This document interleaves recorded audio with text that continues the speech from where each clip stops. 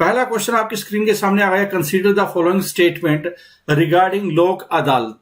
लोक अदालत से रिलेटेड है कुछ स्टेटमेंट आपके सामने दी हुई है। क्वेश्चन लोक अदालत के बारे में है।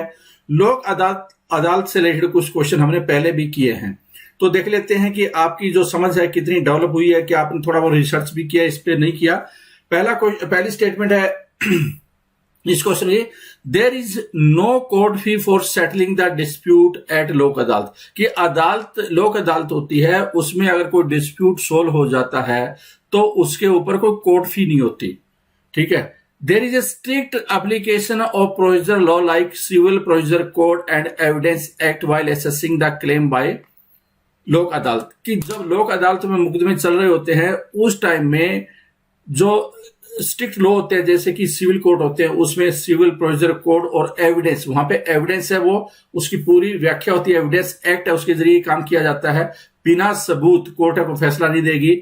ठीक है। तो सबूत चाहिए कोर्ट को, तो क्या यहाँ पे भी सबूत चाहिए होते हैं वैसे ही जैसे कि सिविल कोर्ट में चाहिए होता है। लोक अदालत के केस में ये बात हो रही है। स्टेटमेंट थी there is a strict application, कि ये स्ट्रिक्ट है जैसे कि वो है वैसे ही है। तो फिर जरूरत क्या है, एक क्वेश्चन जो आपके सामने ये भी आ गया, तो इससे आप एलिमिनेट कर सकते हैं।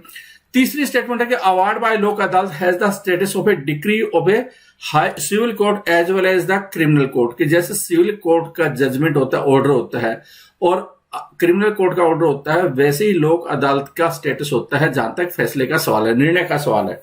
ठीक है। तो ये वाली स्टेटमेंट है, कुछ आपके सामने 3 स्टेटमेंट रखी गई है। तो बताइए कि कौन कौन सी स्टेटमेंट या कौन सी स्टेटमेंट है करेक्ट है। तो इसका राइट आंसर क्या होगा? इसका जो राइट आंसर है वो है, इसका राइट आंसर है बी इसका राइट आंसर। अब बी क्यों है ये देख लेते हैं। ये स्टेटमेंट है, क्वेश्चन पूछा है। अच्छा, एक पहली बात तो क्या है कि एक ही स्टेटमेंट ये यहां की करेक्ट है, इसमें फी नहीं होती। यहां तक कि जब सिविल कोर्ट में सिविल कोर्ट की फीस होती है, काफी हाई होती है, 50-60 हजार मान लो एक छोटे से मुकदमे की फीस होती है। तो उस केस में क्या होगा कि ये जो फीस आपने जमा करवाई थी, दोनों पार्टियों ने जितनी फीस जमा करवाई थी, अदालत वाली फीस, वो वापस हो जाती है जब क्लेम सेटल होता है इसके जरिए। मतलब ये लोक अदालत बिल्कुल फ्री है। पहली स्टेटमेंट थी बिल्कुल करेक्ट है। अब आ जाता है दूसरी, देयर इज स्ट्रिक्ट एप्लीकेशन। ये स्ट्रिक्ट नहीं है, इसका उल्टा है। मतलब यहां पे नेचुरल जस्टिस है, उसके आधार पे फटाफट फैसले होते हैं और आगे अपील नहीं की जा सकती फैसलों के खिलाफ। तो ये क्या है कि ये स्टेटमेंट गलत होगी। तीसरी क्या है कि ये क्रिमिनल कोर्ट नहीं है, ये सिविल कोर्ट का जो डिक्री होता है ना, उसका स्टेटस के बराबर होगा। ठीक है। तो ये इसका तीसरी स्टेटमेंट भी गलत थी। तीसरी स्टेटमेंट देखिए यहां पे इनकरेक्ट है। Award by Lok Adalat is binding on the party and it has the status of a decree of a civil court and is not appealable, कि अपील नहीं की जा सकती इसके खिलाफ, which does not cause the delay in the settlement of the dispute finally. तो इसका पूरा एप्लीकेशन है वो ये है। तो आंसर क्या होगा इसका? बी इसका आंसर हो जाएगा। आगे चलते हैं। Which case is related to fundamental right. आपने फंडामेंटल राइट से रिलेटेड बहुत सारे केस पढ़े होंगे, सुने होंगे कि कौन सा केस है जो कि फंडामेंटल राइट्स है। 4 आपके सामने ऑप्शन है। तो इसका राइट आंसर क्या होगा? इसका राइट आंसर है Golaknath versus state of Punjab. इसका संबंध है वो है फंडामेंटल राइट से रिलेटेड। ये 1967 में हुआ था। 1967 में हुआ था और कोर्ट ने ये रूल किया था कि पार्लियामेंट या फंडामेंटल राइट्स को, संविधान में जो फंडामेंटल राइट है उसको कर्टेल या उसको खत्म नहीं कर सकती। मतलब कि उसके बाद में जो फैसला आया था केशवनाथ भारती वाला, उसका ठीक उल्टा भी बोल सकते हैं चाहे तो इसको। ठीक है। The issue involve in this case were whether amendment is law under the meaning of article 32 and whether fundamental right can be amended or no. कि इसमें यह फैसला था कि फंडामेंटल राइट को अमेंड किया जा सकता है, नहीं किया जा सकता। तो उन्होंने बोला कि अमेंडमेंट नहीं किया जा सकता। Provision of the citizenship in Indian constitution became applicable in. जो भारत में नागरिकता वाला प्रोविजन है वो कब से लागू हुआ? भारत में नागरिकता है वो कब से लागू हुई? तो इसका राइट आंसर क्या होगा? इसका जो राइट आंसर है वो है 1950। 1950 है तब से ये नागरिकता का आर्टिकल 5 से लेकर 11 पार्ट 2 संविधान में जिक्र है। पार्ट 2 संविधान में इसका जिक्र है। और ये 26 जनवरी 1950 को जब संविधान लागू होता है तभी से ये लागू है। It does not deal with the problem of acquisition और लॉस ऑफ सिटीजनशिप। मतलब ये लॉस ऑफ सिटीजनशिप या एक्विजिशन ऑफ सिटीजनशिप इसके बारे में बात नहीं करता। इसके लिए एक अलग से एक्ट बनाया गया है। जो सिटीजनशिप अमेंडमेंट सिटीजनशिप एक्ट है वो बाकी चीजों के बारे में बात करता है। आप दो चीजों में कंफ्यूज मत हो। यहां पे हम आर्टिकल की बात कर रहे हैं और जो आपके दिमाग में हो सकता है कुछ बच्चों के दिमाग में, वो सिटीजनशिप एक्ट है। What is the meaning, what is meant by social justice? Social justice है, उसका क्या संबंध है, उसका मतलब क्या है? सोशल जस्टिस का क्या मतलब है? तो इसका क्या आंसर होना चाहिए? सोशल जस्टिस क्या होगा? जब ये रिजर्वेशन होती है SC ST वाली या विकलांग को 2% या 3%, ये क्या है? ये क्या है कि आपको सोशली बैलेंस करती है, इक्वली करती है। ये कोई आर्थिक आधार नहीं है। आर्थिक मतलब गरीब अमीर की बात होती है। जो सोशल जस्टिस है, काफी लोग पिछड़े होते हैं सोशल स्टेटस की वजह से। जैसे कास्ट है, वो एक बहुत बड़ा फैक्टर है। मतलब कि जो वंचित लोग हैं या जिसके ऊपर अन्याय होता है, कास्ट एक बहुत बड़ा फैक्टर होता है। कलर भी फैक्टर हो जाता है, क्रीड है, सेक्स है, महिलाएं हैं, ये सारे भेदभाव के शिकार आमतौर पे होते हैं। तो उसको बैलेंस करने के लिए सोशल जस्टिस का मतलब है all kind of discrimination based on caste, caste, creed, colour, sex should be eliminated, कि ये नहीं होनी चाहिए, उसको बोलेंगे सोशल जस्टिस। तो आंसर क्या हो जाएगा इसका? C इसका आंसर हो जाएगा। आगे देख लेते हैं फिलअप राइट डैश ड्यूटीज। इसका मतलब क्या है कि राइट है, बाधित करता है ड्यूटीज को, राइट है, निर्देश देता है, राइट है, अर्थ देता है, राइट है, विरोध करता है। क्या बहुत ही इंटरेस्टिंग क्वेश्चन है, बहुत ही इंटरेस्टिंग क्वेश्चन है। ये बात आपको, अगर आपने समझी है सारी चीजें, पॉलिटी को अंडरस्टैंड किया, फंडामेंटल राइट को अंडरस्टैंड किया है, हाल फिलहाल में सुप्रीम कोर्ट के जो ऑब्जर्वेशन भी है कि भाई आप राइट की बात करते हो, साथ में राइट तभी होगा जब आप ड्यूटी भी पालना करो। तो यह है राइट इंप्लाइज ड्यूटी, C इसका आंसर होगा। राइट इंप्लाइज ड्यूटी, कि एक का राइट है, ठीक है ना।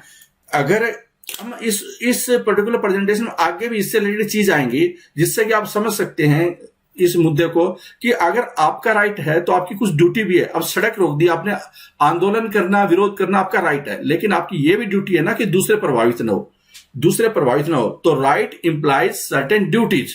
For example, if one has the right to follow one's own religion, कि अगर कोई अपना धर्म फॉलो करता है तो ये उसकी ड्यूटी है कि वो दूसरे जो धर्म फॉलो कर रहे हैं उसको वो इजाजत, मतलब उसको वो छेड़खानी ना करे, दूसरों का राइट के साथ में वो न करे।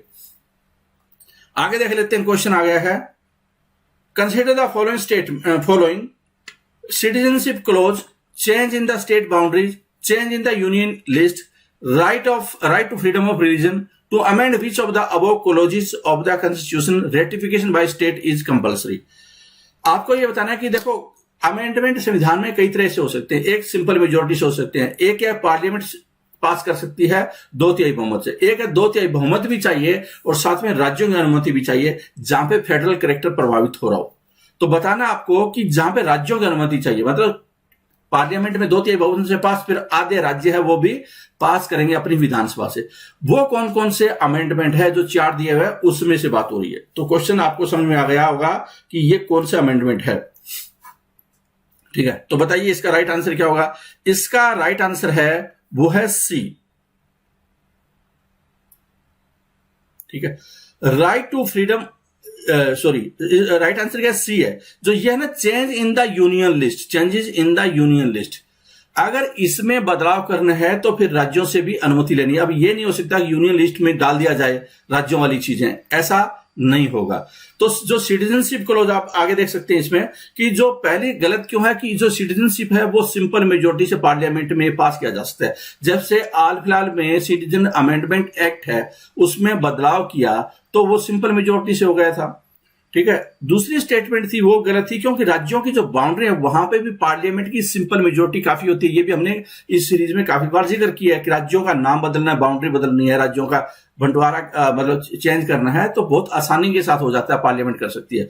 चौथी स्टेटमेंट है स्टेटमेंट 4, जो थर्ड थी वो ठीक थी। चौथी स्टेटमेंट फंडामेंटल राइट है, वो स्पेशल मेजोरिटी से पार्लियामेंट में पास हो जाता है, राज्यों में जाने की जरूरत नहीं है। लेकिन जो ये वाला तीसरी स्टेटमेंट थी इसमें राज्यों में जाने की जरूरत पड़ेगी। जैसे जीएसटी के केस में राज्यों में जाना पड़ा था।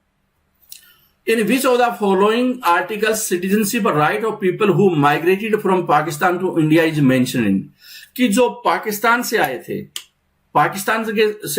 भारत में और पाकिस्तान से इंडिया में आ गए थे, उस सिटीजनशिप की राइट की बात हो रही है।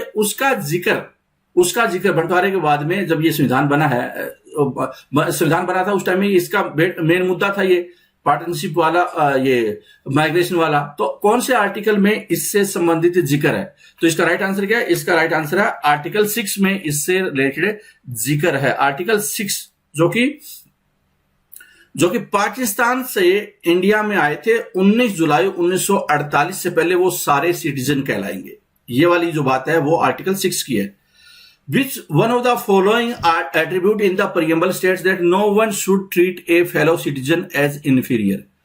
क्या है कि which of the following attribute in preamble state that no one should treat a fellow citizen as inferior?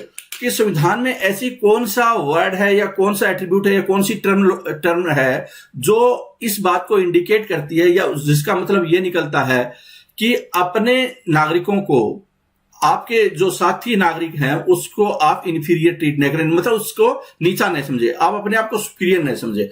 भले ही आपकी कोई कास्ट है, अमीर है, गरीब है, जो भी है, लेकिन दूसरा जैसे आपका स्टेटस है, आपको नागरिकता है, तो वैसे ही उसको नागरिकता है। समान नागरिकता के केस में तो वो no one should treat as fellow citizen as inferior. ये कौन सा शब्द है या कौन सा एट्रीब्यूट है जो इस बात को खंडित मतलब रेखांकित करता है? तो इसका राइट आंसर क्या होगा? इसका राइट आंसर है वो है डी, भाईचारा। फ्रेटर्निटी है वो इंडिकेट करता है। Feature of fraternity in the Indian constitution assure the dignity of individual and unity and integrity of the nation. कि जो ये वाली टर्मिनोलॉजी है, ये डिग्निटी ऑफ इंडिविजुअल और यूनिटी और इंटीग्रिटी ऑफ द नेशन है, उसमें भागीदारी बनवाता है। According to it, all us should behave as if we are the member of the same family। कि ये बोलता है कि हम लोग अपने आप को ऐसा बिहेव करें कि एक ही फैमिली के मेंबर है, और no one should treat a fellow citizen as inferior। तो ये इसका इंटरप्रिटेशन फ्रेटर्निटी का ये निकल कर आता है कि अपने आप को कोई नीचा न समझे दूसरे नागरिक को। आगे देख लेते हैं। Parliament form of government is also known as. Parliament form of government है, उसका दूसरा नाम क्या है या उसको किस नाम से जाना जाता है? Responsive government, responsible government, federal government, presidential government. तो 4 ऑप्शन आपके सामने। थोड़ा सा बच्चे कुछ इसमें कंफ्यूज हो सकते हैं। रिस्पॉन्सिव गवर्नमेंट और रिस्पॉन्सिबल गवर्नमेंट में दोनों बातों में थोड़ा थोड़ा फर्क है। इसका राइट आंसर क्या होगा? इसका राइट आंसर है रिस्पॉन्सिबल गवर्नमेंट। इसका दूसरा नाम रिस्पॉन्सिबल गवर्नमेंट भी है, क्योंकि जो सरकार है वो लोकसभा के प्रति जिम्मेदार होती है। मतलब कि लोकसभा उसकी स्क्रूटनी करती है, अगर बहुमत नहीं है तो उसकी वहां से सरकार को रिजाइन करना पड़ता है। रिस्पॉन्सिबल गवर्नमेंट है मानी जाती है प्रेसिडेंशियल फॉर्म की तुलना में। और रिस्पॉन्सिव गवर्नमेंट एक अलग चीज। रिस्पॉन्सिव तो मतलब होता है जैसे बाढ़ आ गई तो उस पर रिस्पॉन्स करना हो गया। रिस्पॉन्सिव हो एज पर सिचुएशन को इसको हैंडल करना। कोरोना आ गया तो कोरोना के प्रति क्या क्या एक्शन लेना है, तो वो तो रिस्पॉन्सिव हुई। रिस्पॉन्सिबल गवर्नमेंट है, ये पॉलिटिक की टर्म है, ये पॉलिटिक टर्म है। और ये जो पार्लियामेंट फॉर्म ऑफ गवर्नमेंट है उसकी एक टर्मिनोलॉजी है। तो आपको एक अंग्रेजी मतलब नहीं देखना है, इसका जो पॉलिटिकल मतलब है वो भी समझना है। आगे देखिए कि how are legislative access of parliament and assembly checked. कि पार्लियामेंट और असेंबली, अब बहुमत आता है किसी पार्टी का तो वो मनमानी तरीके से कानून बना सकती है। तो पार्लियामेंट और असेंबली एक किस्म से उसका राज हो जाता है, जो पार्टी जिसके पास बहुत ज्यादा बहुमत होता है। तो उसका जो लेजिस्लेटिव एक्सेस है, मतलब उसकी जो ज्यादतियां भी बोल सकते हैं कि वो कानून ऐसा नहीं बना दे जो कि किसी खास कम्युनिटी के खिलाफ या किसी खास वर्ग के खिलाफ हो। तो उसको कौन रोकता है? इसका राइट आंसर क्या होगा? इसका राइट आंसर है जुडिशियल रिव्यू है। जब भी कोई पार्लियामेंट में या विधानसभा में कोई कानून पास होता है, लोग कोर्ट में जा सकते हैं। कोर्ट में उसका हाई कोर्ट और सुप्रीम कोर्ट में जुडिशियल रिव्यू होगा।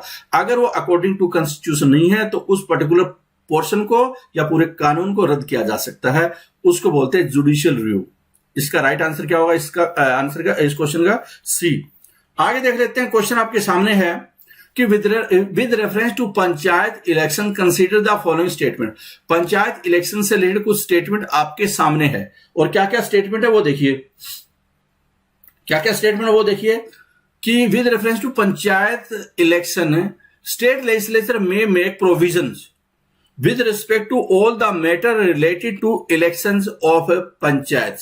क्या संविधान में ये बात लिखी है कि स्टेट लेजिस्लेचर है वो बना सकती है प्रोविजन कि सारे मैटर जो कि पंचायत के इलेक्शन से रिलेटेड है, उसका जहां तक सवाल है। तो क्या ये स्टेटमेंट लिखी हुई है पॉलिटिकली एक जो स्टेटमेंट है वो? No election petition questioning election to a panchayat can be filed before any authority. क्या एक करेक्ट स्टेटमेंट है?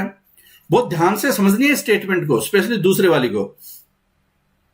कुछ बच्चों ने ऊपर ऊपर चीजें पढ़ी होगी तो वहां पे गलत होने की संभावना हो सकती है, वहां पे गलत होने की संभावना है, वो हो सकती है। और आपको बताना क्या इसमें, बताओ कि इनकरेक्ट कौन सी है। तो पहले ये भी देख लेना कि आपसे करेक्ट पूछा है, इनकरेक्ट पूछा है, आपसे क्या पूछा है, तो सोच समझ कर इसका जवाब देने की जरूर कोशिश करना। इनकरेक्ट कौन सी है ये आपको बताना है। तो बताओ क्या है इसका राइट आंसर? क्या है? इनकरेक्ट है दूसरे वाली स्टेटमेंट। पहली स्टेटमेंट है करेक्ट है कि राज्य की विधानसभा है उसके वो प्रोविजन कर सकती है पंचायतों के इलेक्शन से रिलेटेड मामलों से, जहां तक सवाल है, ठीक है, जो संविधान में दिए गए हैं उसके तहत उस दायरे में स्टेट लेजिस्लेचर को यह अधिकार दिया गया है, ठीक है। एक तो ये बात है। दूसरा बात क्या है कि अगर मामला कोई आता है इलेक्शन से रिलेटेड, ठीक है, तो क्या है कि यहां पे अगर आता ना कोर्ट में नहीं जा सकते तो ठीक होता है, लेकिन ये कोर्ट की बात नहीं कर रहा, ये किसी भी अथॉरिटी के पास नहीं जा सकता। तो ऐसा नहीं है, अथॉरिटी से रिलेटेड मामला है तो वो तो जो स्टेट इलेक्शन कमीशन है उसके पास जा सकते हैं, या रिटर्निंग ऑफिसर। अगर कोई मामला चुनाव से रिलेटेड उस टाइम आता है, कोई बीच में आपस में विवाद होता है, तो वो निपटारा कौन करेगा? कोई ना कोई निपटारा करेगा, तो वो अथॉरिटी कर देगी, ठीक है, बजाय की कोर्ट करने के। तो इसका राइट आंसर क्या हो जाएगा? तो इसका मतलब क्या है कि ये वाली जो है ना वो गलत हो गया और पहली स्टेटमेंट सही है। आप इसका पूरी स्टेटमेंट देखिए ध्यान से, जो अगर किसी बच्चे को कंफ्यूजन होने की संभावना हो सकती है इसमें। According to 73rd constitutional amendment 1992, the state legislature में make provision with respect to all matter relating to the election to the panchayat. तो ये तो स्टेटमेंट वहां पे लिखी हुई, बात क्लियर हो गई होगी और आपने बार बार इसमें पढ़ा भी होगा। जो दूसरे वाला मामला है ना, वहां पे एक तो कोर्ट का जिक्र आता है और एक क्या है कि अगर कोई वैसे डिस्प्यूट हो तो वो कौन सुलझाए। तो देखिए, the act bars the interference by the court in the electoral matter of panchayat, कि पंचायतों के जो इलेक्शन के मैटर होते हैं उसमें कोर्ट है वो बीच में दखलंदाजी नहीं करेगा। It declares that validity of any law relating to the delimitation of the constituency or allotment of seats to such constituency cannot be questioned in any court। कि ये गांव की सीमा क्या होगी, या इस एरिया ये गांव उस पर्टिकुलर ब्लॉक समिति में जिला परिषद में आएगा या नहीं आएगा, तो आप इससे रिलेटेड कोर्ट में नहीं जा सकते, डिलिमिटेशन से रिलेटेड कोर्ट में नहीं जा सकते कि किसका ये वार्ड होगा या किसका ये पर्टिकुलर एरिया होगा, इससे रिलेटेड आप कोर्ट में नहीं जाएंगे। It further lays down that no election to any panchayat is to be question except by an election petition presented to such authority and in such manner as provided by the state legislature। कि state legislature है उससे वो एक कोई authority है वो provide करेगी, जिसमें स्टेट इलेक्शन कमीशन भी हो सकता है या कोई ट्रिब्यूनल हो सकता है, जो कि उसके माध्यम से अगर इस तरह का कोई मामला आता है तो फिर क्या है, इलेक्शन पिटीशन वहां पे दायर की जा सकती है। तो इसको पूरा समझिए, सिर्फ एक ऊपर वाला कोर्ट का मामला लेकर आप उत्साहित न हो कि आपने ठीक कर लिया। आगे पूरा है कि अगर मामला मान लो अटक ही जाता है तो फिर स्टेट लेजिस्लेचर के पास कोई पावर होनी चाहिए, तो वो इस तरह की पावर है कि कोई अथॉरिटी को असाइन कर सकती है, जिसका काम ये होगा कि भैया ये ही देख मामले निपटाए फटाफट। आगे देख लेते हैं कि who is eligible to cast the deciding vote over a bill in a joint parliament session. कि आपके सामने क्वेश्चन है कि who is eligible to cast the deciding vote over a bill in joint parliamentary session. Joint parliamentary session होता है जब सदन के दोनों सदन में कोई फैसला नहीं हुआ हो, एक ने रोक दिया बिल, दूसरा मतलब पास नहीं हो पाया, तो इसके लिए ज्वाइंट सिटिंग की जा सकती है। बहुत कम संभावना होती है ज्वाइंट सिटिंग की, सिर्फ 3 बार हुई है, लेकिन फिर भी अगर ज्वाइंट पार्लियामेंट सेशन हो तो ऐसे में क्या किया है, कौन कास्टिंग वोट डाल सकता है। कास्टिंग का मतलब अगर बराबर हो जाए दोनों तरफ वोट है तो फिर क्या कोई निर्णायक वोट डालेगा, उसकी पावर किसको है। तो इसका राइट आंसर क्या होगा? इसका जो राइट आंसर है वो है सी, स्पीकर ऑफ लोकसभा, इसके पास में पावर होगी। चेयरमैन है वो कोई इसमें कास्टिंग वोट तो वैसे भी नहीं डाल सकता, क्योंकि वो चेयरमैन भी नहीं कर सकता, मेंबर नहीं है, इसका सदन का किसी मेंबर नहीं है। Which organ is the custodian of the national purse. आपको यह बताना है कि विच ऑर्गन, बहुत ध्यान से समझना है इस क्वेश्चन को। कई बार क्या होता है कि आप इसको पब्लिक पर्स, जिसको के को बोला जाता है, उसके साथ कंफ्यूज न कर बैठे। Which organ is the custodian of the national purse, कि जितने भी फाइनेंशियल रिलेटेड मामले हैं, ठीक है, उन फाइनेंशियल रिलेटेड मामलों से रिलेटेड फाइनेंशियल एडमिनिस्ट्रेशन का कंट्रोल कौन करता है। तो पार्लियामेंट है वो फाइनेंशियल लेजिस्लेचर का कंट्रोल करती है, इसको बोलेंगे लेजिस्लेचर। लेजिस्लेचर इसका राइट आंसर होगा सी। पार्लियामेंट की डिफरेंट कमेटियां हैं, उसके जरिए पार्लियामेंट बिल पास करती है, मनी बिल है, एक्सपेंडिचर बिल है, ये जो अप्रोप्रिएशन बिल है, ये पार्लियामेंट पास करती है। सी इसका करेक्ट आंसर होगा। अगला क्वेश्चन आ जाता है कि doctor Rajendra Prasad was elected as the first president of India by, जो पहले राष्ट्रपति बने थे डॉक्टर राजेंद्र प्रसाद, वो कैसे बने थे? क्या वो निर्वाचन मंडल के द्वारा, इलेक्टोरल कॉलेज था, पीपल ऑफ इंडिया ने वोट डाला था, संवैधानिक सभा ने वोट डाला था, पार्लियामेंट ने वोट डाला था, वो कैसे बने थे? तो इसका राइट आंसर क्या है? कॉन्स्टिट्यूट असेंबली, संविधान सभा है, उनके द्वारा उनको बनाया गया था। ठीक है, उसके बाद में इलेक्शन होते हैं, और जब इलेक्शन होते हैं मई 2 मई 1952 को, तो वो पहले प्रेसिडेंट बनते। 5,07,400 वोट उस टाइम में मिले थे, और दूसरे नंबर पे रहे थे के.टी. शाह, वो खड़े हुए थे, उनको भी कम नहीं, 1 लाख के आसपास वोट मिल गए थे। ठीक है, तो आप मत सोचिए कि एक तरफा ही मुकाबला था, इतना भी नहीं था एक तरफा। आगे देख लेते हैं, in our constitution economic planning is included in, कि इकोनॉमिक प्लानिंग है वो कौन बनाता है? यूनियन लिस्ट में शामिल है, स्टेट लिस्ट में शामिल है, कंकरेंट लिस्ट में शामिल है, कि कोई स्पेसिफाइड नहीं है? तो इसका राइट आंसर क्या होगा? इसका राइट आंसर है कंकरेंट लिस्ट। सोशल और इकोनॉमिक प्लानिंग है वो राज्य और केंद्र दोनों का उसके पास में राइट है, दोनों की लिस्ट में शामिल है। ठीक है ना, आप इसमें यहां पे देख सकते हैं इकोनॉमिक एंड सोशल प्लानिंग, और बहुत से जैसे ट्रेड यूनियन है, लेबर वेलफेयर है, इलेक्ट्रिसिटी है, न्यूज़पेपर है, बुक्स है, ये सारे वो वाले कंकरेंट लिस्ट है। सारी जो कंकरेंट लिस्ट है वो आप देख सकते हैं। ठीक है, 52 आइटम होते हैं कंकरेंट लिस्ट में। Which of the following feature express the principle of fraternity as mentioned in the constitution? एक क्वेश्चन इससे पहले स्टार्टिंग में आया था, तो उसका भी थोड़ा आप रेफरेंस लेंगे, उसके आधार पे आप, मुझे लगता है इसका आंसर आसानी के साथ दे देंगे। अगर आपने शुरू से प्रेजेंटेशन देखी है, पीछे वाला क्वेश्चन वो देख लिया, तो इसका आंसर आप दे देना चाहिए। क्या है क्वेश्चन है कि which of the following feature express the principle of fraternity, कि भाईचारा है, बंधुताओं का सिद्धांत है, वो संविधान में कौन से फीचर है वो एक्सप्रेस करता है? इसका मतलब इसका मूल्यांकन कौन करता है, एक्सप्रेस कौन करता है इन फीचर्स का? Principle of fraternity. एक है dignity of an individual, integrity of the nation, unity of the nation. तो भाईचारा होगा, एक इंडिविजुअल की डिग्निटी, व्यक्ति का सम्मान बना रहेगा, एक नागरिक दूसरे को नीचा नहीं समझे, इससे क्या एक भाईचारा भी बने रहेगा। देश है इकट्ठा रहेगा, यूनिटी ऑफ द नेशन रहेगी। तो तीनों स्टेटमेंट है इसकी करेक्ट है, तीनों ही स्टेटमेंट है इसकी करेक्ट है। ठीक है, अगर आप पूरा पढ़ना चाहें तो ये जरूर पढ़ सकते हैं, पूरी एक्सप्लेनेशन है, पूरा एक्सप्लेनेशन है कि कैसे इंटीग्रेटिव वर्ड बाद में भी ऐड किया गया। 42nd कॉन्स्टिट्यूशनल अमेंडमेंट है, उसमें 42nd कॉन्स्टिट्यूशनल अमेंडमेंट 69 में इंटीग्रेटेड वर्ड बाद में भी ऐड किया गया था। अकॉर्डिंग टू के Munshi, member of drafting committee of the constitutional assembly, phrase dignity of an individual signifies that Constitution can only ensure material betterment and maintain a democratic setup, but it is also recognized that personality of every individual is sacred. This is highlighted through some of the provision of fundamental rights and directive principle of state policy, which ensure the dignity of individual. How many reading does a non-money bill have in each house? कि अगर कोई normal या constitutional amendment bill हो तो उसकी कितनी reading होती है? जब कोई बिल पास होता है, पहले ड्राफ्ट होता है, पार्लियामेंट में आया, तो कितनी बार वो उसकी रीडिंग होगी? तो इसका आंसर क्या होगा? 3 बार रीडिंग होती है, 3 बार इसकी रीडिंग होती है। तो इसका राइट आंसर, शायद पेन नहीं चल रहा,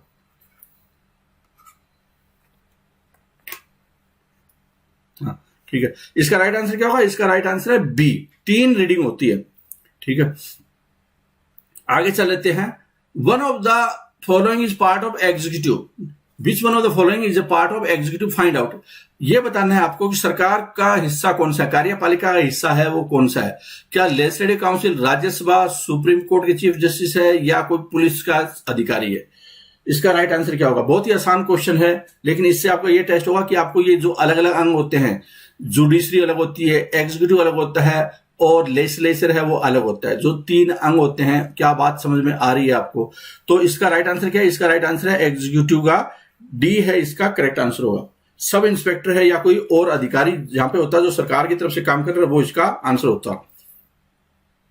वोटिंग, अगला क्वेश्चन है, voting age in India was lowered from 21 से 18। तो भारत में 21 से पहले 21 साल होती थी, अब वो 18 साल हो गई है। तो उसके लिए क्या किया गया संविधान में?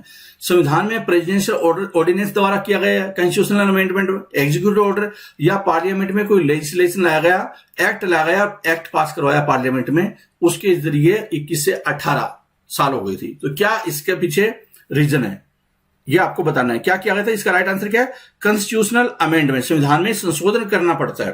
ठीक है, 61वां संवैधानिक संशोधन 61वां संवैधानिक संशोधन 1988 में यह किया गया था। When the vice president officiate as president of India, he draws the salary of, जब उपराष्ट्रपति राष्ट्रपति का काम करते हैं तो उसको सैलरी किस बात की मिलती है, उनको सैलरी किस बात की मिलती है कि जो उपराष्ट्रपति राष्ट्रपति का काम करते हैं तो उनको राष्ट्रपति की सैलरी मिलती है। इसका आंसर क्या हो जाएगा, बी इसका करेक्ट आंसर है।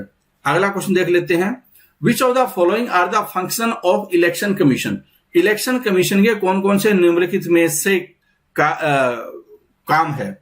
तो पहले, to determine the territorial area of electoral constituency throughout the country, कि पहला तो यह है कि पूरे टेरिटोरियल एरिया को डिटरमाइन करता है।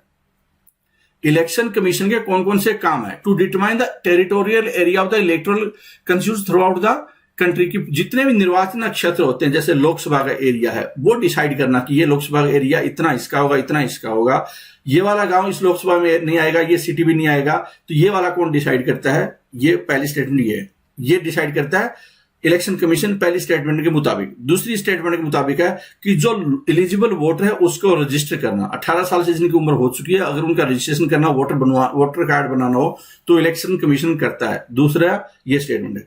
तीसरी स्टेटमेंट यह है कि टू अलॉट इलेक्शन सिंबल, अगर पॉलिटिकल पार्टी है आपको सिंबल अलॉट करना है तो इलेक्शन कमीशन करेगा।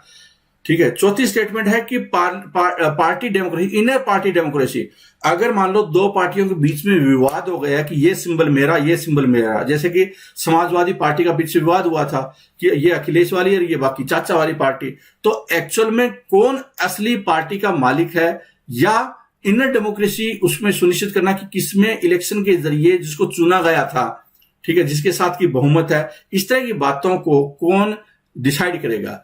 ठीक है, वो किसके पास गए थे सिंबल वगैरह के लिए, कहने का मतलब है to settle dispute between the splitter group recognize political party, अगर इनमें आपस में ग्रुप बाजी हो जाती है एक पॉलिटिकल पार्टी में, ठीक है, तो उसके डिस्प्यूट को कौन निपटारा करेगा। तो ये 5 स्टेटमेंट आपके सामने, कौन सा इसका करेक्ट आंसर है।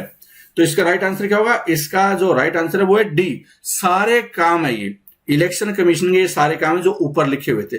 इसके अलावा और भी काम, 10 काम है आपके सामने इलेक्शन कमीशन करता है। ठीक है, तो ये सारे आप जरूर पढ़ लीजिए, आपके पास में पीडीएफ होगा तो उसमें सारे चीज लिखी हुई है, वो आप जरूर एक बार देखें, ताकि इसी पे अगर और कोई क्वेश्चन आए घूम फिर कर तो वो आप उसको फैसला कर सके। Which is an example of direct democracy in India, बताना आपको कि डायरेक्ट डेमोक्रेसी का एग्जाम्पल इंडिया में कौन सा है। जिला पंचायत, नगर पंचायत, ग्राम सभा और क्षेत्र पंचायत, कौन सा इसमें डायरेक्ट डेमोक्रेसी है। तो इसका राइट आंसर क्या होगा, इसका राइट आंसर है वो है ग्राम सभा। ग्राम सभा क्या होती है, जिसमें कि गांव के सारे लोग जिनके वोट है वो इसका मेंबर होते हैं। ठीक है, तो वो ग्राम सभा है, वो उसको बोलते हैं जिसमें कि सारे मेंबर होते हैं। डायरेक्ट डेमोक्रेसी मतलब सीधा जनता के साथ में कनेक्ट। अगला है, a law can be enacted executive order issued even contrary to article 19 during proclamation of emergency.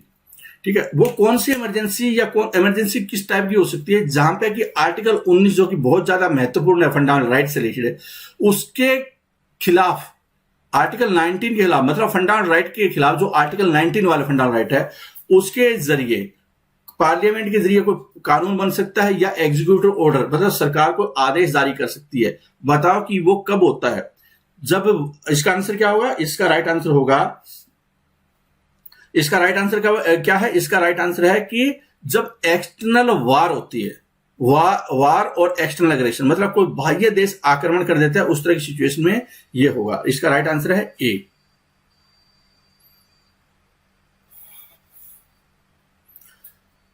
From the following languages listed in the 8th schedule of the Constitution, pick out one which is the official language of a state. आपको ये बताना है कि निम्नलिखित में से कौन सी भाषा किसी राज्य की ऑफिशियल भाषा है, और ये 8th शेड्यूल में मेंशन्ड है। तो इसका राइट आंसर क्या होगा, इसका जो राइट आंसर है कि 8th शेड्यूल में मेंशन है और किसी राज्य की वो ऑफिशियल लैंग्वेज है। यह है उर्दू जम्मू कश्मीर की, या यूनियन टेरिटरी भी आप बोल सकते हैं। ठीक है, जो भी आप बोलना चाहें उसको। जम्मू एंड कश्मीर एरिया की उर्दू है, और हालांकि कश्मीरी भी उसको रिकॉग्नाइज लैंग्वेज वहां पे रीजनल लैंग्वेज है। A proceeding under article 226 in case of detention of a person is a 226 article के तहत, 226 का एक होता है आर्टिकल 32 जो सुप्रीम कोर्ट वाला है, जो रेमेडी के लिए आप जाते हैं फंडामेंटल राइट से रिलेटेड, और इस तरह का क्या आर्टिकल 226 जिसके तहत आप हाई कोर्ट में जा सकते हैं फंडामेंटल राइट को इंप्लीमेंट करवाने के लिए। आपके अगर डिटेंशन का कोई केस है, मतलब कि एक को गिरफ्तार कर लिया गया है, तो हेबियस कॉर्पस पिटीशन दायर की जाती है, रिट इश्यू करेगा हाई कोर्ट। बताना आपको कि किस केस में प्रोसीडिंग अंडर आर्टिकल 226 है in case of detention of a person is, वो किस तरह की प्रोसीडिंग हो सकती है, civil proceeding, criminal proceeding, judicial proceeding या स्टेटरी प्रोसीडिंग। तो इसका राइट आंसर क्या होगा? इसका जो राइट आंसर है वो है बी, क्रिमिनल प्रोसीडिंग। देखो बाकी सारी क्रिमिनल प्रोसीडिंग कौन सी है? ये बी वाली, बी इसका राइट आंसर होगा। जो देखिए under writ of habeas corpus, जो डिटेंशन का केस है, मतलब टू प्रोड्यूस द बॉडी, उस कैंडिडेट जो जिसको गिरफ्तार किया उसको कोर्ट के सामने पेश करना है, हेबियस कॉर्पस रिट पिटीशन है। Ask the authority to provide the reason for such detention, court ये पूछेगा उस अथॉरिटी से रीजन बताइए। All proceeding under article 226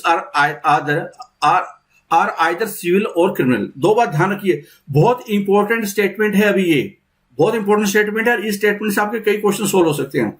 article 26 है 226, उसके अंदर है सिविल भी आती है और क्रिमिनल भी आती है, ठीक है, सिविल भी आती है और क्रिमिनल भी आती है। When a person ask for a writ of habeas corpus that is criminal proceeding, जब वो कोई आदमी है हेबियस कॉर्पस की मांग करता, रिट की बात होती है, मतलब कि वो किसी को गिरफ्तार से रिलेटेड मामला है, कोई क्राइम किया उसको गिरफ्तार कर लिया गया है, या क्राइम होने वाला था उसको गिरफ्तार कर लिया गया है, तो वो हेबियस कॉर्पस का क्रिमिनल प्रोसीडिंग आ गई है। लेकिन जब अगर कोई दूसरी रिट डलवाए हेबियस कॉर्पस के अलग है, तो उस केस में प्रोसीडिंग है ना वो सिविल प्रोसीडिंग हो जाती है, उस केस में सिविल प्रोसीडिंग होगी। तो ये बात जरूर समझ लें, ठीक है।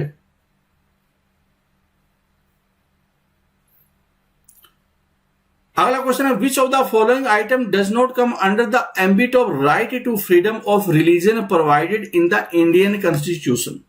क्वेश्चन यहां पे आ गया कि which of the following item, which of the following item does not come under the ambit of right to freedom of religion provided in Indian constitution। ठीक है, तो किसका तहत, क्वेश्चन को समझिए क्या दिया हुआ है कि which of the item does not come under the ambit of right to freedom, right to freedom of religion है उसके तहत नहीं आता, जो संविधान प्रोवाइड किया गया। वो कौन सा आइटम है? Practising religion, professing religion, propagating the religion, select the correct answer code using given above. तो इसका राइट आंसर क्या होगा? ये सारे आते हैं। Ambit of right to freedom है, right to freedom of religion है, उसके तहत आप अपने धर्म का पालन करना, प्रदर्शन करना, प्रचार करना, ये सारे शामिल है, ठीक है। तो इसका मतलब कौन सा नहीं आता? तो सारे आते हैं। इसका नन ऑफ दीज आंसर हो जाएगा इसका, कि ऐसा कोई नहीं है इसमें जो नहीं आएगा, सारे आएंगे। तो नन ऑफ दीज इसका राइट आंसर होगा, ठीक है। यहां पे ये जरूर देख लेना, इसके तहत नन ऑफ दीज है। In the constitution of India which article mention about the establishment of A welfare state in India. कौन सा आर्टिकल है वो संविधान में ये बात करता है, इस बात का वृतांत करता है, ये बताता है कि वेलफेयर स्टेट इन इंडिया की स्थापना होगी। तो इसका राइट आंसर क्या होगा? इसका मतलब ये आर्टिकल क्या है? Direct principle of state policy होगा, और वो है आर्टिकल 38। वो क्या है? Article 38 provides a mandate for the state to secure a social order for the promotion of welfare of people। ये बोलता है ये article. Which article of the Indian Constitution defines the duty of chief minister? कि कौन सा article है संविधान में जो चीफ मिनिस्टर की ड्यूटी को बताता है? चीफ मिनिस्टर की ड्यूटीज क्या क्या है वो कौन सा आर्टिकल बताएगा, ठीक है। तो इसका राइट आंसर क्या होगा? इसका राइट आंसर है आर्टिकल नंबर 167। ये चीफ मिनिस्टर की जो ड्यूटीज होते हैं, जैसे कि वो गवर्नर को बताएगा कि काउंसिल ऑफ मिनिस्टर्स के जो भी फैसले हैं गवर्नर को समय समय पर वो बताता रहेगा, ठीक है। जैसे कि एग्जांपल के तौर पर ये था governance through trade union organization is known as organization. Trade union organization की गवर्नेंस हो, अगर उसका शासन हो तो उसको क्या बोलते हैं? श्रमिक संघ संगठनों द्वारा शासन को किस नाम से जाना जाता है? तो उसका राइट आंसर क्या होगा? उसका राइट आंसर है सिंडिकलिज्म। ये अपोजिशन ऑफ कैपिटलिज्म। जो कैपिटल होता है उसमें क्या होते हैं कि जिसके पास में पूंजी होती है वो पूरे सिस्टम को मैनेज करते हैं, उसको वो अपनी कंपनी में किसको रखना है किसको नहीं रखना है।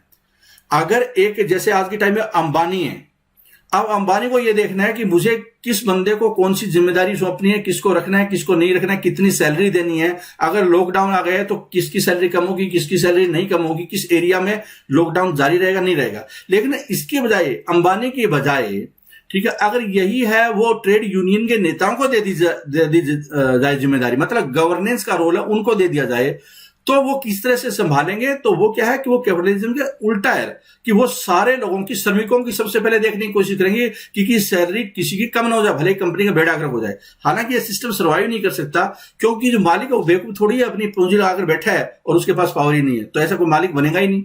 तो मतलब ये एग्जिस्ट करेगा ही नहीं सिस्टम। लेकिन फिर भी इस तरह की कल्पना है, सिंडिकलिज्म कहलाता है।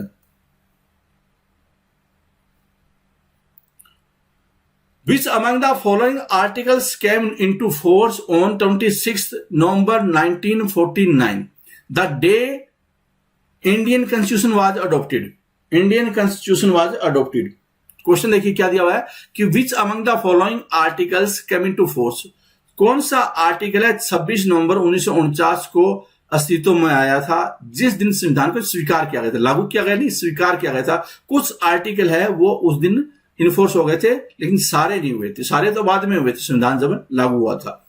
ठीक है, बताना 26 नवंबर वाला।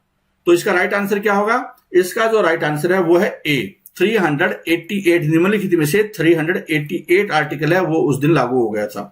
ठीक है, और जो 388 आर्टिकल है वो deal with the filling of casual vacancy in the provisional parliament of provincial state legislature, कि अगर वहां वैकेंसी होती है एमपी पार्लियामेंट में या स्टेट लेजिस्लेचर में तो उसकी भरपाई करने के लिए 388 आर्टिकल था। ठीक है ना। इसके अलावा 5, 6, 8, 9, 60, 324, 366, 372, 388, 391, 392, 93 ये सारे आर्टिकल ऐसे थे जो 26 नवंबर 1949 को ही लागू हो गए थे। Which of the following is और are the mandatory provision under 73rd amendment act 1992? Question ये है कि कौन सा मैंडेटरी प्रोविजन है article 73rd amendment act 1992 amendment act है, उसके तहत आपको यह बताना है, अंडर 73rd अमेंडमेंट एक्ट है, उसके अंदर मैंडेटरी प्रोविजन कौन कौन सा है। तो बताइए मैंडेटरी प्रोविजन है वो कौन कौन सा है, बताइए, राइट आंसर देने की कोशिश करते हैं।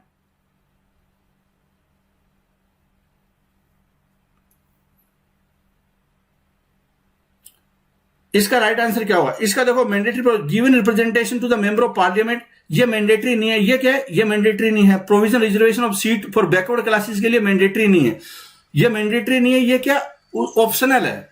Authorise panchayat to levy collect and appropriate taxes, duties, tolls and fees. तो ये भी क्या है कि ये भी मैंडेटरी नहीं है। तो तीनों ही इसमें मैंडेटरी नहीं है, नन ऑफ दीज मैंडेटरी है। ये क्या है? ये सारे ये वॉलंटरी प्रोविजन है, ये ऑप्शनल प्रोविजन है। ठीक है ना, ये ऑप्शनल प्रोविजन है। तो डी इसका आंसर हो जाएगा।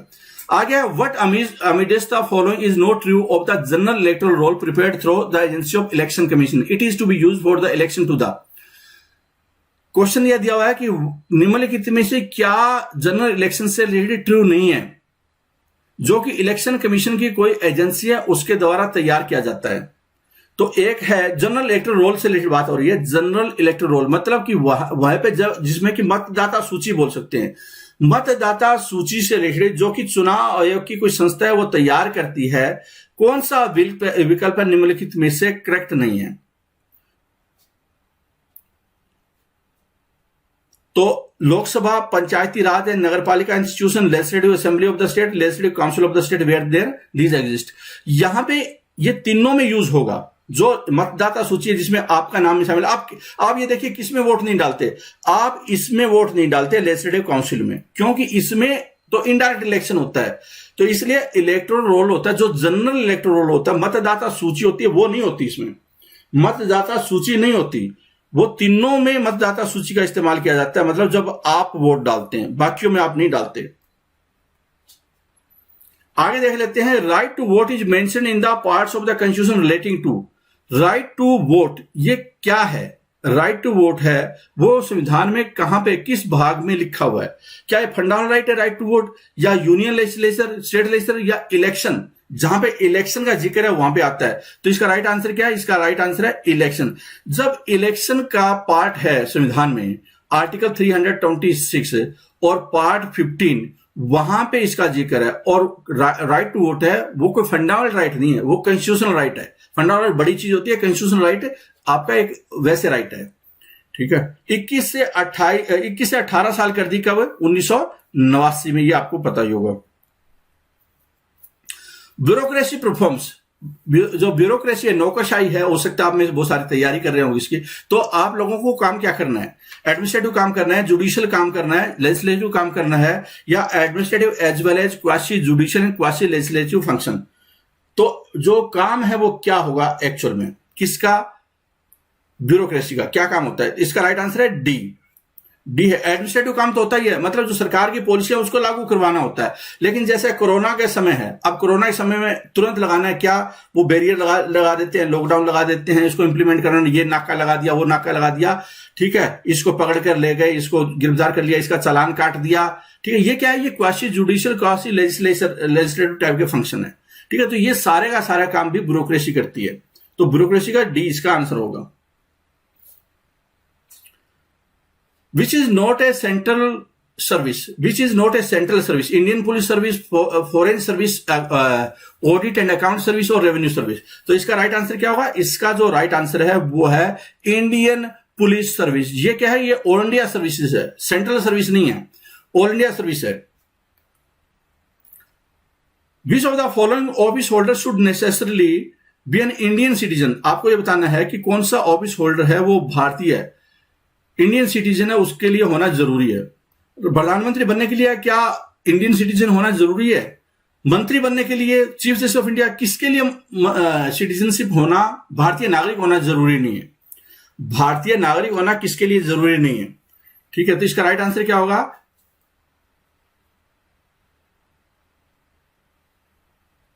बताओ राइट आंसर क्या होगा इसका? विच of the following officer should necessarily, सभी तीनों का होना जरूरी है, तीनों का भारतीय नागरिक होना जरूरी है। डी इसका करेक्ट आंसर हो जाएगा। आगे है the chairman of finance commission must be. Finance commission है, चेयरमैन ऑफ फाइनेंस कमीशन है, वो उसकी क्या योग्यता होनी चाहिए, मतलब वो किस फील्ड से होना चाहिए? क्या वो बैंकिंग फाइनेंस से होना चाहिए क्यों फाइनेंस कमीशन का चेयरमैन है? क्या बैंकिंग और फाइनेंस कमीशन का चेयरमैन इसलिए उस फील्ड से होना चाहिए? या क्या है, या क्या इकोनॉमिस्ट ऑफ हाई कैलिबर का इकोनॉमिस्ट होना चाहिए? तो इसका राइट आंसर क्या होगा? इसका जो राइट आंसर है कि वो एक्सपीरियंस इन पब्लिक अफेयर्स में होना चाहिए उसको। डी इसका करेक्ट आंसर है, डी इसका करेक्ट आंसर है।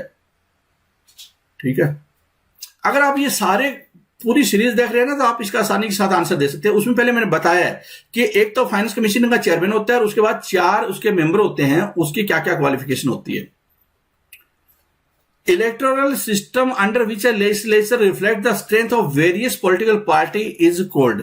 उसको क्या, कौन सा सिस्टम बोलते हैं जहां पे क्या कि उस पर्टिकुलर पार्टी की स्ट्रेंथ है, मतलब कि जो एक्चुअल में ताकत बताता है वो सिस्टम कौन सा है। ठीक है, वो कौन सा है? तो इसका राइट आंसर क्या होगा? प्रोपोर्शनल रिप्रेजेंटेशन, जिसमें कि स्टेट लेजिस्लेचर और विधान राज्यसभा में या कोई कमेटी वगैरह बननी होती है तो जिस पार्टी के ज्यादा मेंबर होते हैं ज्यादा उसका रिप्रेजेंटेशन होता है, proportional representation. The second chief election commissioner of India कौन थे? Second chief election commissioner of India है वो कौन थे? इसका राइट आंसर क्या होगा? इसका राइट आंसर है वो थे केवीके सुंदरम। केवीके सुंदरम भारत के दूसरे चीफ इलेक्शन कमीशन थे। ठीक है, और वो क्या थे? पहले पे लॉ सेक्रेटरी थे, 1948 से 58 तक है, आजाद भारत के लॉ सेक्रेटरी थे। उसके बाद सेकंड चीफ इलेक्शन कमिश्नर बने। कब तक रहे? बहुत समय तक रहे, 9 साल तक रहे, 58 से 67 तक वो रहे थे। और इससे पहले जो सुकुमार सेन थे पहले चीफ इलेक्शन कमिश्नर है, वो भी 8 साल तक रहे थे। आगे controller and auditor general of India act as a friend, philosopher and guide for. तो ये सीधा डायरेक्ट क्वेश्चन है, आपको बताना कि किसका ये फ्रेंड गाइड और फिलोसफर है। इसका राइट आंसर क्या है? पीएसी, पब्लिक अकाउंट कमेटी है, इसका वो गाइड है, जो क्या है कि अपनी रिपोर्ट देती है राष्ट्रपति को, राष्ट्रपति के जरिए पार्लियामेंट में आती है, मतलब पार्लियामेंट के पटल पर रखती है, और फिर पीएसी है उसका रिपोर्ट का अवलोकन करती है, मतलब उसकी एनालिसिस करती है, जांच करती है, रिपोर्ट को देखती है कि इसमें क्या है। Panchayati Raj institution in India, Panchayati Raj institution in India receive fund from which of the following, कि जो पंचायत होते हैं ना, पंचायत, उसको फंड कहां से मिलते हैं। पंचायती राज इंस्टीट्यूशन इंडिया है, उसको फंड कहां से मिलते हैं, तो कहां से मिलते हैं? Grant from the union government मिलती है क्या? Devolution from the state government, कि स्टेट गवर्नमेंट है अपना फंड कुछ उनको डिवोल्व करती है क्या? इंटरनल रिसोर्स जनरेशन, क्या वो इंटरनली रिसोर्स जनरेट कर सकती है, मतलब खुद टैक्स वगैरह लगा सकती है, चूल्हा टैक्स वगैरह वो लगा सकती है क्या? गौ घाट टैक्स, इस तरह की टैक्स लगा सकती है क्या? ठीक है, तो बताइए कौन कौन से। इसका राइट आंसर होगा तीनों तरीके से उसको ऐड मिलती है, तीनों तरीके से इसको ऐड मिलती है, इसका आंसर होगा डी। आगे देख लेते हैं, आप चाहें तो इसको पढ़ भी सकते हैं पूरा, अगर आपके पास में पीडीएफ है, तो किस किस आर्टिकल के तहत कौन कौन सी ऐड मिल रही है। Who of the following has not been an interlocutor on Jammu and Kashmir, Jammu and Kashmir के मसले को सोल्व करने के लिए एक वार्ताकार का समूह बनाया गया था, जिससे कि वो उनके जो स्टेक होल्डर है उनके साथ में कम्युनिकेट कर पाए, और ये काफी ज्यादा फेमस था, काफी दिनों तक चला भी था इसको, ताकि जम्मू कश्मीर में शांति स्थापित की जा सके। और उस दौरान क्या है कि वो काफी ज्यादा शांति भी थी इस दौरान। ठीक है, तो क्वेश्चन यहां पे ये पूछा गया है कि कौन कौन इसमें शामिल नहीं थे, तो इसका राइट आंसर है इसमें सी, सुजात बुखारी वो शामिल नहीं थे। बाकी एमएम अंसारी, राधा कुमार और दिलीप पंडगांवकर है, इसके वो मेंबर थे। 2011 में बना था, अक्टूबर में। Unification of Karnataka was achieved in the year, Karnataka का यूनिफिकेशन, कर्नाटका का एकीकरण है वो किस वर्ष किया गया था? कर्नाटका का एकीकरण है वो किस वर्ष किया गया था? तो इसका राइट आंसर क्या होगा? इसका जो राइट आंसर है वो है ए, 1956 में, 1956 में इस दौरान में। ठीक है, मैसूर स्टेट है वो बना था, मैसूर स्टेट है वो बना था। When several Indian state were created by redrawing border based on linguistic demographic, बहुत सारे स्टेट है वो बनाए गए थे लिंग्विस्टिक को आधार मानकर, फजल अली कमेटी थी उसकी रिकमेंडेशन के बाद में। ठीक है, स्टेट रीऑर्गेनाइजेशन इन 1956 क्रिएटेड, जब स्टेट रीऑर्गेनाइजेशन हुआ था 1956, इससे पहले वाला क्वेश्चन भी इसके साथ थोड़ा बहुत लिंक जरूर है। ठीक है, तो कहने का मतलब कुछ राज्यों को रीऑर्गेनाइज कर दिया गया था, मतलब उसका एकीकरण कर दिया गया था, उसकी बाउंड्री डिसाइड कर दी गई थी भाषा के आधार पे। एकीकरण राज्यों का कई हुआ था, तो कई इसका मतलब राज्य बने, कई टूटे, तो 14 राज्य और 6 यूनियन टेरिटरी इस दौरान 1956 में बन गए थे। तो इसका राइट आंसर क्या होगा? इसका जो राइट आंसर है वो है सी।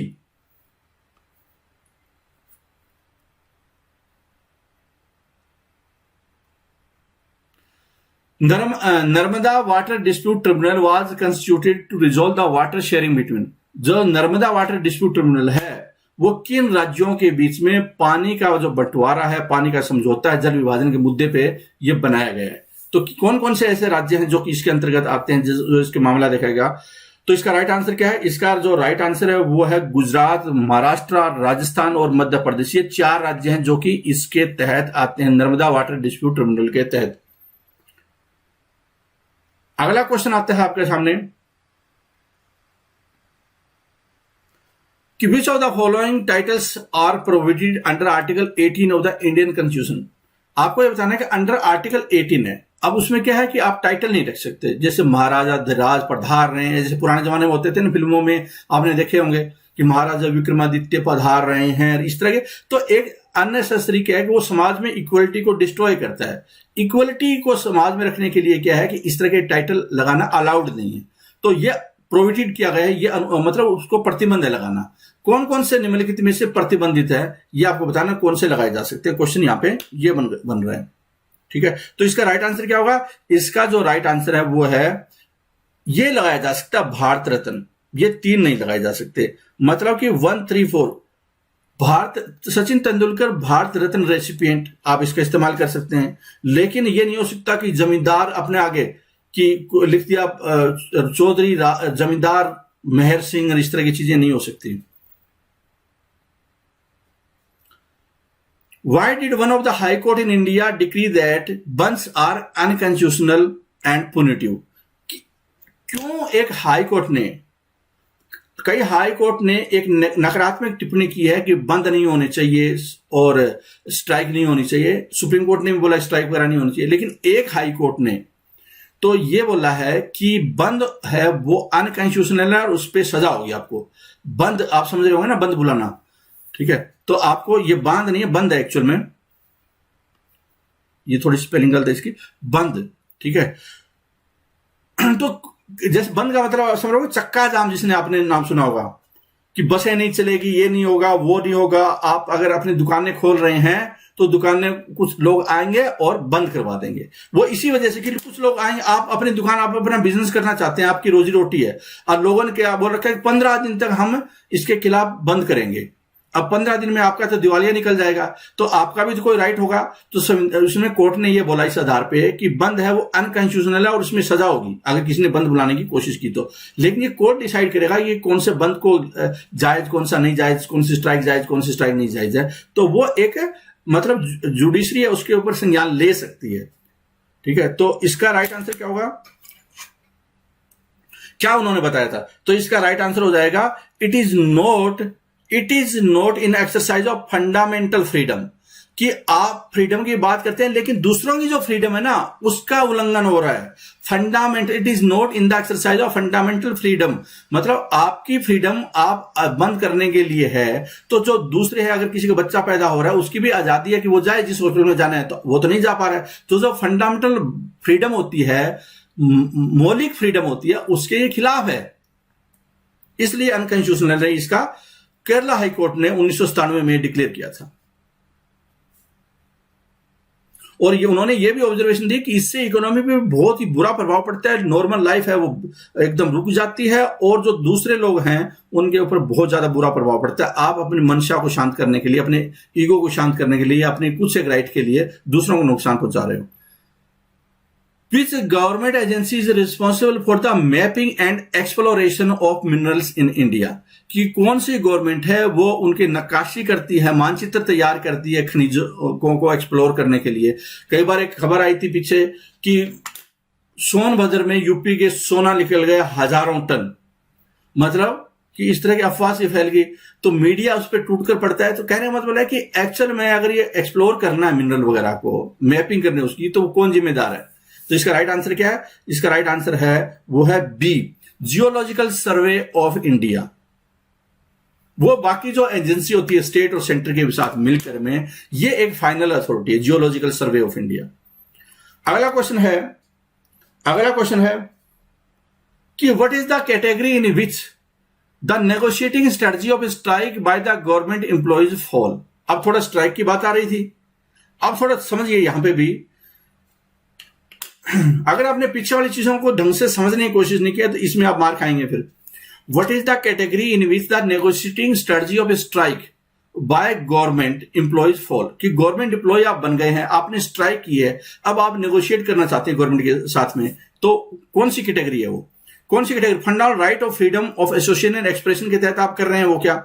आपका कोई लीगल राइट है क्या? या आप trade union right as a common law है कि आपके पास में देयर इज नो राइट, या आपके पास में ऐसा कोई राइट नहीं है? ठीक है, समझ में आया होगा क्वेश्चन कि अगर आप गवर्नमेंट एम्प्लॉई है, आपकी नौकरी लग गई है, ठीक है, और आपकी मिलकर आप लोग है वो स्ट्राइक कर रहे हो और नेगोशिएट कर रहे हो कि हमें ये चाहिए वो चाहिए, ये वाली चीजें बताओ, आपके पास कौन सा राइट है, किसके तहत आप स्ट्राइक कर रहे हो? तो इसका राइट आंसर होगा लीगल राइट है। फंडामेंटल राइट नहीं हो सकता स्ट्राइक करना, वरना तो आप परेशान कर देंगे, सीधा सुप्रीम कोर्ट में जाएगी मुझे स्ट्राइक नहीं करने दे रहा। सारे डॉक्टर कोरोना के टाइम में स्ट्राइक पे बैठ जाएंगे और चले जाएंगे सुप्रीम कोर्ट को, देखो जी मुझे स्ट्राइक नहीं करने दे रहा। तो ऐसा तो नहीं हो सकता, तो कहीं फंडामेंटल राइट हो ही नहीं सकता। ठीक है, फिर आ जाता है legal right, trade union right और देयर इज नो राइट। अब क्या है कि संविधान में इस बात का कहीं ना कहीं जिक्र है कि राइट टू स्ट्राइक है, right to strike. Indian laws है always recognise the worker right to strike, कि आप स्ट्राइक कर सकते हैं। सुप्रीम कोर्ट है, हालांकि इसने समय समय पर बात किया किस बात की स्ट्राइक, कि राइट टू स्ट्राइक है ना, वो डिपेंड करता है कि क्या है वो एक्चुअल में। उसका प्रोसेस होगा, नोटिस देना होगा, फिर नोटिस अप्रूवल आएगा आपके पास में, तो एक वैधानिक तरीका बताया जाएगा। कहने का मतलब है कई तरीके रूल एंड रेगुलेशन फंस कर रह जाती है, अल्टीमेटली जो स्ट्राइक करता है उसकी हालत ठीक नहीं होती। फिर कुल मिलाकर ये तो पूरा डिटेल है, कई तरह के रूल एंड रेगुलेशन और जजमेंट यहाँ पे बताए गए हैं कि किस किस जजमेंट के तहत स्ट्राइक की जा सकती है या नहीं की जा सकती है, कौन सी स्ट्राइक की जा सकती है, कौन सी नहीं की जा सकती। लीगल और इलीगल है आखिरकार है वो जुडिशरी द्वारा डिसाइड किया जाता है, ये मतलब निकल कर आता है। ठीक है। The first act permitting legal marriage with a person not belonging to one's endogamous group is, समझिए क्या है ये मामला। ठीक है, इस पे चाहे तो आप रिसर्च कर सकते हैं थोड़ी बहुत, अब आपके काम की चीज होगी, आपके काम की चीज होगी है कि फर्स्ट एक्ट परमिटिंग, वो पहला एक्ट कौन सा था जिसने की परमिट किया था legal marriage with a person not belonging to one's endogamous group. Endogamous मतलब अंतर्विवाही। अंतर्विवाही का मतलब ये होता है कि आप बोल सकते हैं कि जैसे हरियाणा में बहुत होता है कि एक कम्युनिटी है वो उसी में शादी करेगी, या वेस्टर्न यूपी में बहुत होता है, तो ये आप देखते होंगे कि उसमें शादी नहीं कर सकती, उसमें शादी कर सकती है, उस मुस्लिम के साथ नहीं कर सकती, उसके साथ कर सकती है। तो यहां पे इस तरह की बातें आई कि भाई किसके साथ शादी हो सकती है, किसके साथ शादी नहीं हो सकती है। लोग अपने अपने कानून बनाना स्टार्ट कर देते हैं और फिर एक दूसरे को मारना स्टार्ट कर देते हैं। इसके लिए कौन सा, ये चार आपके सामने दिए हुए हैं, कौन सा एक्ट इसने लीगली किया है। भाई आपकी मर्जी है, शादी करना चाहें तो आपको ऑप्शन ज्यादा है, आपके पास ऑप्शन है, आप बाहर कर सकते हैं, इंडोगेमस ग्रुप के बाहर भी आप कर सकते हैं। ठीक है, एक्सोगेमस ग्रुप में भी कर सकते हैं।